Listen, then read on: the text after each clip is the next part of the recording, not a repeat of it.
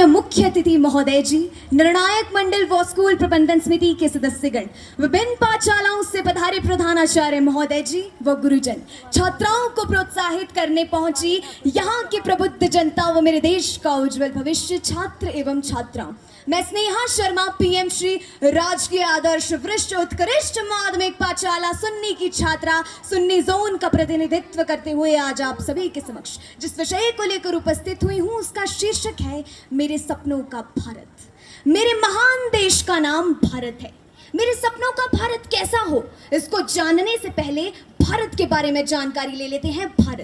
भारत का शाब्दिक अर्थ है जहां सूर्य की आभा हो।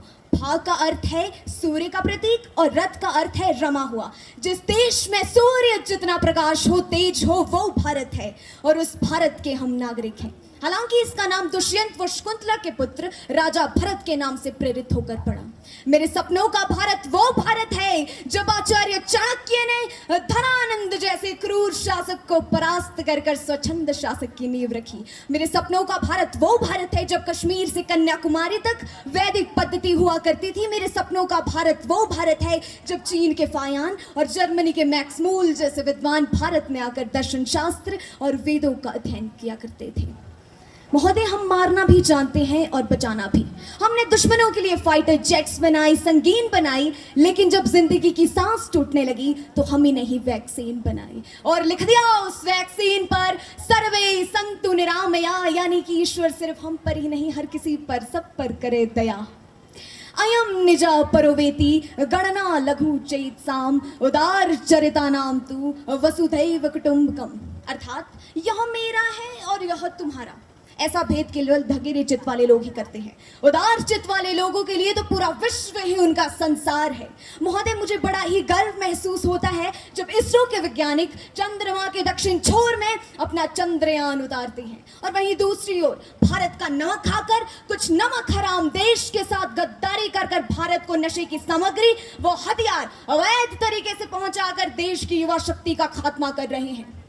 हमारा आज का युवा ही इस देश का आने वाला भविष्य है और मेरा सपना यह है कि यह इस देश का हर एक युवा निडर, साहसी, ईमानदार होकर स्वदेश प्रेम का भाव रखकर देश को आगे ले जाने के प्रयास में गुम होता हुआ नजर आना चाहिए। और वहीं दूसरी ओर वह स्वदेश प्रेम का भाव तो छोड़ो, वो एक ऐसे प्रेम के जाल में फंस चुका है जिसमें 4x4 इंच की छोटी सी स्क्रीन पर अपनी कोमल अंगुलियों की घर्षण मात्र से अपनी भावनाओं की इमोजी भेज रहा है। 4 बोतल बोर्ड का काम मेरा रोजगार ने भारत का भविष्य तबाह कर दिया है। ऐसे तो मेरा सपना पूर्ण नहीं होगा आदरणीय, हमें छोटी छोटी कोशिशें करनी होगी। युवा शक्ति बैठी है, चाहती हूँ कि गौर करें कि बलिदानियों की उस गाथा में तुम बलिदानियों का एक और पन्ना जोड़ दो। बलिदानियों की उस गाथा में तुम बलिदानियों का एक और पन्ना जोड़ दो, या तो समर्पित कर दो प्राण देश को या तो इस देश की ही बातें करना छोड़ दो। अरे चिट्ठियां यदि प्रेम की पढ़ते हमारे क्रांतिकारी तो कोई अपने जिगर में देश को बोता नहीं और हुस्न में ही डूब जाते यदि भक्त शेखर, तो धरा पर मिटने वाला मिलता लाल एक लौता नहीं। उस समय का हर एक युवा यदि दिल में बगावत ढंगता तो राष्ट्र अपना फिर से कभी गुलामी को ढोता नहीं और राणा शिवाजी खेलते यदि रूप रंगों के खिलौने तो कहीं इस देश का ये अस्तित्व होता नहीं। महोदय, आज की श्रृंखला की सबसे कड़वी बात कहने जा रही हूँ और मुझे पता है कि मैं इस समय कहाँ पर खड़ी हूँ। मुझको तो सारी धरती की जीवन गाथा दिखती है, मुझको तो सारी धरती की जीवन गाथा दिखती है और भारतीय संस्कृति की शुद्ध सुजाता दिखती है। तुमको भारत की बेटियों में कमसिन कलियां दिखती होंगी, मुझको तो भारत की बेटी में एक भारत माता दिखती है।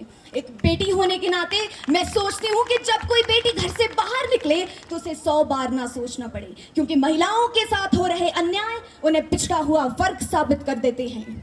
बड़ी बड़ी बातें नहीं, छोटी छोटी कोशिशें करनी होंगी, क्योंकि ठोकर हमें पहाड़ से नहीं पत्थरों से लगा करती है। I being an Indian, I being a student, I being a symbol daughter of this motherland feel proud to be an Indian। और मैं सैल्यूट करना चाहूंगी सरहद पर दिन रात हमारी रक्षा के लिए खड़े हर उस जवान को, पुलिस प्रशासन और किसान को और इस देश के और उस नागरिक को जिनके बिना मेरा सपना पूर्ण होना असंभव है।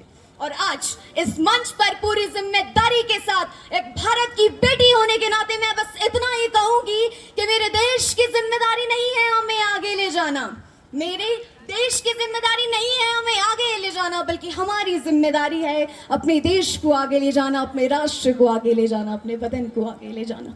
अब अंत में मैं चाहती हूँ एक स्वर में इस क्षेत्र, इस प्रदेश, इस स्वदेश को समझा दें कि मेरा हिंदुस्तान महान था, महान है और महान ही रहेगा।